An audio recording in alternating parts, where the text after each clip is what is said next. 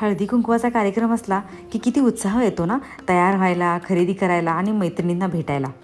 माझ्या हळदी कुंकवाच्या कार्यक्रमासाठी मी वाण वगैरे विकत घेतलं. मला या प्लेट्स खूप छान मिळाल्या. असं म्हणतात की प्लास्टिकची वस्तू वाण म्हणून देऊ नये, म्हणून मी या प्लेट्स आणायचं ठरवलं.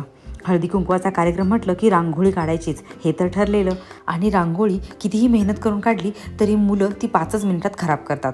बाय द वे, कशी वाटली माझी रांगोळी नक्की सांगा कॉमेंट सेक्शनमध्ये. मी ना या मिरिंडाच्या बॉटल्स इन्स्टामार्टवरून मागवल्या होत्या, पण त्या सर्वांचीच एक्सपायरी डेट ऑलरेडी निघून गेलेली होती आणि मग मला त्याची कंप्लेंट करावी लागली. आणि कंप्लेंट केल्यानंतर त्यांनी माझे पैसे रिफंड केले. पण उगाचाच व्याप वाढला, कारण मला ऐन वेळेस जाऊन बाहेरून बॉटल्स घेऊन यावं लागलं.